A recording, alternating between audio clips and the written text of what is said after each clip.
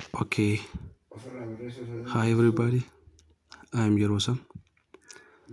Today I'm going to discuss about DM. Let us discuss about DM. I think we are familiar with the term of DM or diabetes mellitus. I will share you something about DM under this topic. Before we start to, or before directly heading to DM, let us discuss about glands, about endocrine and exocrine glands. Why diabetes mellitus in asoon kidurati? Why xannachoota yookaan immoo isa afaan Ingiliffaatiin yookaan immoo in medical term endocrine and exocrine glands waan jedhamu sana xiqqoo haasofna.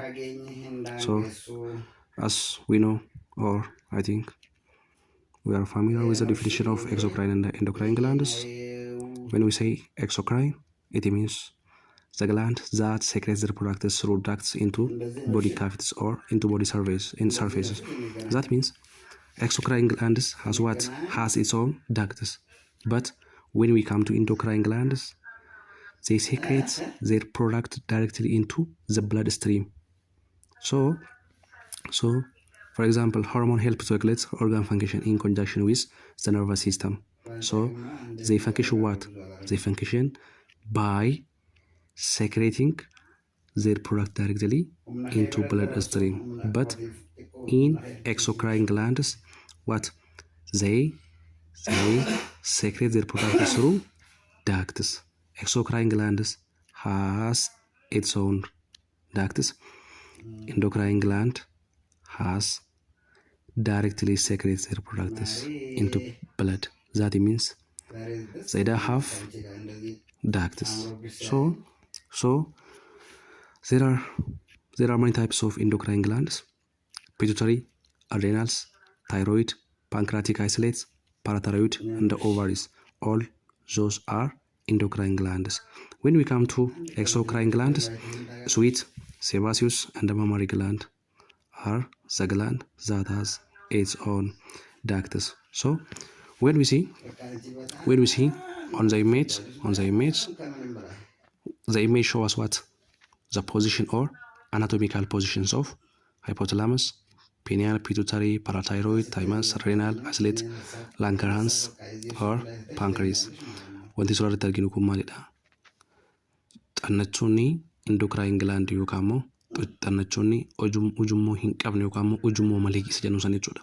Kana jechuun oomisha isaanii yookaan immoo wanti isaan gadi dhiisan, si'eessituun isaan gadi lakkisan directly marsaa dhiigaatti gadi lakkisanii wantoonni hormooniin gadi dhiifaman kun maal godhu jechuudha?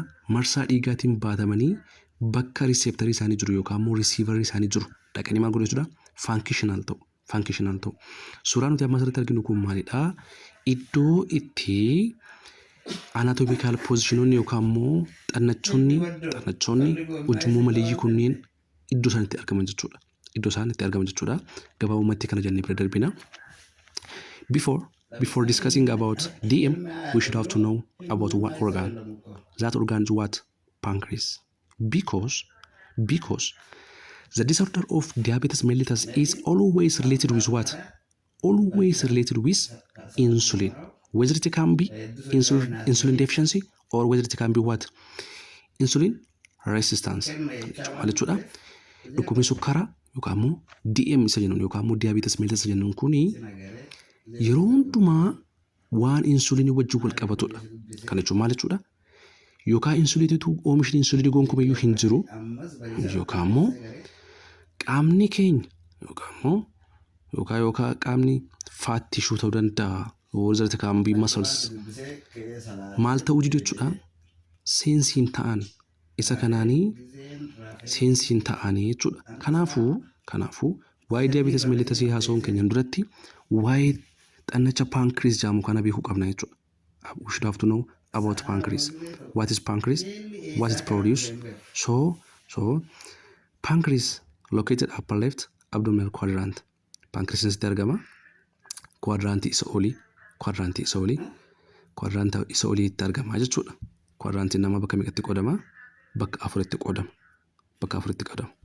Right upper quadrant, right lower quadrant, upper left quadrant, left lower quadrant jennee garaa namaa bakka afuritti qooduu dandeenya jechuudha. Kanaafuu pankreesiin kana keessaa eessatti argama yoo jenne quadrant kam keessatti argama yoo jenne upper quadrant lachuu keessatti iyyuu ni argama jechuudha. Mataansaa right upper quadrant keessatti argama. Egeensaa inni qaamni isaa inni garaa fi immoo argama jechuudha. Lower left quadrant keessatti argama jechuudha. Akkuma asirratti arginu xannachi pankreesii kana fakkaata. So there are hormones which produced by pancreas. Pancreas produce 3 hormones, or it has what? 3 types of cells. Those 3 types of cells produce what? Produce 3 hormones. For example, there is what? Beta cell, alpha cell, and the gamma cell. Beta cell produce insulin, alpha cell produce glucagon, and gamma cell produce what? Somatostatin. Insulin lower what? Blood glucose level. Glucagon raise blood glucose. Somatostatin inhibits the production of what? Other hormones. So functionally, when we say insulin is anabolic, glucagon is what? Catabolic. So most of the times insulin focus on what? On storing glucose, but glucagon is what? Break down stored glucose in the form of what? Glycolysis. So when we come to somatostatin, inhibits the production of what? Other hormones. Those are hormones that are produced by pancreas. So hormone xannachi pancreasii hormone maddisiisuu qaba. San dura garuu seelii qaba. Seelii gosa sadii qaba. Beta cell, alpha cell fi gamma cell qaba. Betaan insulinii maddisiisa, alfaan glucagon maddisiisa, gammaan immoo somatostatin maddisiisa jechuudha. Hojiin insulinaa maal jechuudha? Lower blood glucose jechuun immoo hamma qabiyyee glucose dhiigaa maal gochuudha? Gadi buusuudha. Hammi qabiyyee glucose dhiiga keessaa yoo dabale glucose dhiiga keessatti kuufame kana fuudhee maal godha jechuudha? Store godha. Kanaafidha insulin is anabolic kan jennu. It's storing form hormone. Store godha. Glucagon garuu maal godha? Bifa qabiyyee glucose bifa qabiyyee garaagaraatiin kuufame kana break down godha. Akka inni bahu godha. Kan jechuun maal jechuudha? Qabiyyee glucose dhiigaa ol kaasaa jechuudha. Let us see the physiology of insulin. The physiology of insulin. Insulin is anabolic. As we said before, insulin is anabolic or a storage hormone. As we said before, or as I said before, insulins store, or for example, okay, let us take it simply. When the concentration of glucose is high in blood, insulins remove or transport this increased blood glucose and stored in whether it can be muscle or whether it can be adipose tissue. When a person eats a meal, insulin secretion increase because insulin is sensitized by what? Increasing of glucose in the blood. So every person after eats what? There is high concentration of glucose in blood. So that means what? Insulin secretion is what? Increase and moves glucose from what? The blood into muscle, liver, and fat cell. As I said before, where the concentration of glucose is high in the blood, so insulin's what? Transport glucose into muscle, liver, and fat cell. For what? For storage purpose. So in those cells, insulin what? Transport and metabolize glucose for energy. Mal godha jechuudha. Transport godha, metabolize godha jechuudha. Saas what? It stimulates storage of glucose in the liver and the muscles. Mal godha? Kuufama glucoseedha. Akka kuufama godha baqa glucoseeni maashaa fi liver irratti yookaan immoo Afan Oromootiin maal jennuun tiruurratti akka kuufamu godha jechuudha. Signals the liver to stop what? The release of glucose. yoo liveriin glukoosii release gochuutti jiraate karaa glukaagoniin haa ta'u yookaan immoo karaa biraatiinis haa ta'u yoo hammi glukoosii liverirraa gadhiifamu guddachaa dhufu maal jechuudha insuliiniin kun saayinaal godha bakka ni beeksisaan jechuudha akka neetworkiidha bakka akka neetworkiitti beeksisa jechuudha kanaafuu liveriin akka glukoosii kana gadi hin dhiisne maal godha jechuudha saayinaal godha that's normal enhance storage of dietary fat in adipose tissue enhance storage of fat dietary fat in adipose tissue jechuun qabiyyeelleen nyaata faatiidha yookaan immoo faatiin nuti soorannu adipose tissue irratti akka maal jechuudha akka kuufamu godha jechuudha that's normal accelerates transport of amino acids illeen akka diman akka transport ta'u accelerate godha assist godha jechuudha insulin also inhibits what the breakdown of stored glucose protein and fat wantoota bifa faatiitiin bifa proteiniitiif yookaan immoo bifa glukoosiitiin kuufame kan akka inni breakdown hin taane godha because always wanti isin beekuu qabdan always insulin and the glucagon act in opposite side because glucagon initiates the breakdown of glucose, protein and fat, but insulin inhibits the breakdown of stored glucose, protein and fat. So insulin and the glucagon are hormones secreted by isolated cells within the what? In the pancreas. As we saw it before, pancreas has 3 cells, alpha, beta, and gamma. Alpha 1 produce glucagon. The beta 1 produce what? Insulin. So insulin is normally what secreted by beta cells. As I said it. Beta cell produce what? Insulin, and the alpha cell produce glucagon. The gamma cell produce what? Somatostatin. So what stimulates insulin? Stimulus for insulin is what? High blood glucose levels. When the concentration of glucose is high in the blood, insulin is sensitized. So it is stimulated by what? High blood glucose levels. So insulin affects many organs. It stimulates skeletal muscle fibers, stimulates liver cells, it acts on fat cells, so it inhibits the production of certain enzymes. In each case, insulin triggers just affected by binding what? To the insulin receptors. So when we come to diabetes mellitus, this is our main topics. Main inni guddaamaidha diabetes mellitus. So here we have objectives. About diabetes mellitus. Upon completing this discussion, you should be able to describe what diabetes mellitus, discuss management of diabetes mellitus, explain complications of diabetes mellitus and other management. The other one is explain nursing interventions for diabetic patients. So objective qabna yookaan kaayyoo qabna. Dhuma leessanii kana booddee dhuma barnoota kana booddee diabetes mellitus define goona inni kan bira discuss management of diabetes mellitus akkaataa diabetes mellitus in manage itti godhamu. The other one is explain complications of diabetes mellitus. What is the complications? Diabetes mellitus ini complication qaba. Complication inni kun maalidha? Yookaan immoo akkamitti manage godhamu? Kan biraa immoo explain nursing interventions for diabetes patients. What is the nursing interventions for diabetic patients kan jedhullee walumaan ilaallaa jechuudha.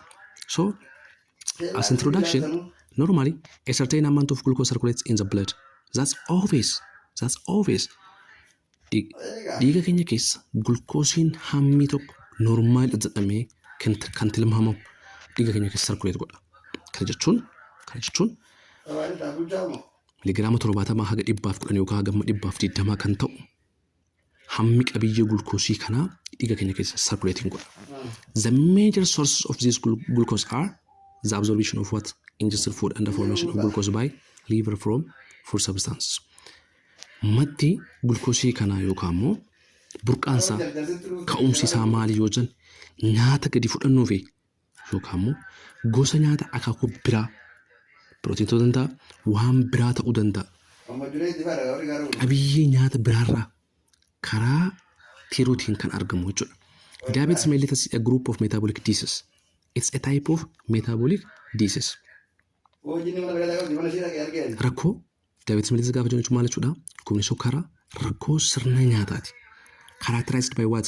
Increased level of glucose in the blood, resulting from defects in insulin secretion, insulin action, or both. Kana jechuun maal jechuudha? Diabetes mellitus is a group of metabolic diseases. Rakkoo sirna nyaataati yookaan immoo metabolic disease maaliin beekama yoo jenne hammi qabiyyee gulkoosii dhiiga keenya keessaa gaafa maal ta'u jechuudha? Hamma malee gaafa ol ka'u. Maal wajjin wal qabate? Oomisha insulinii dhaate wajjin wal qabate yookaan immoo oomishni insulinii yookaan immoo qaamni keenya insulinii oomishuu gaafa dhaabu. Inni kan biraa maal jechuudha? Hojiin gochi insuliidhaa gaafa daangeffamu fakkeenyaaf amma qaamni keenya insuliidhaaf gaafa seensa ta'uu didu si'aa'uu gaafa didu jechuudha. Yookaan immoo sababa lachuunsaa al tokkotti mudachuu danda'a jechuudha. So diabetes mellitus caused by what? Complex interactions of what? Whether it can be genetic factors, environmental factors, lifestyle choices. Kan jechuun jechuudha. Maal hojii wal qabachuu danda'a? Diabetic mellitusiin saniidhaan wal qabachuu danda'a. Environmental wajjin wal qabachuu danda'a. Lifestyle choices. So when we say genetic factors, for example, we will discuss it later. Type 1 diabetes mellitus, type 1 diabetes mellitus is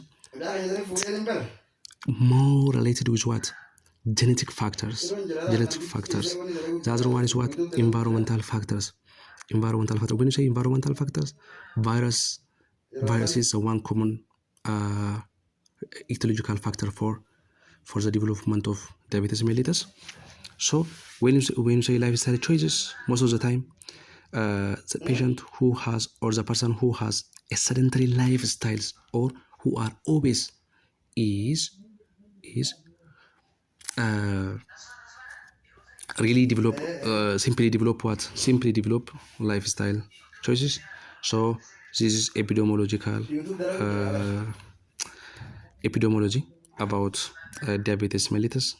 Around 171 million people, and by 2030 this is expected to increase to more than 360 millions. So this is epidemiology. Let us jump it. So classification of diabetes. So we have different types of diabetes mellitus: type 1 diabetes mellitus, type 2 diabetes mellitus. The other one is gestational diabetes, the diabetes that developed during pregnancy. The other one is diabetes mellitus associated with other condition or syndromes.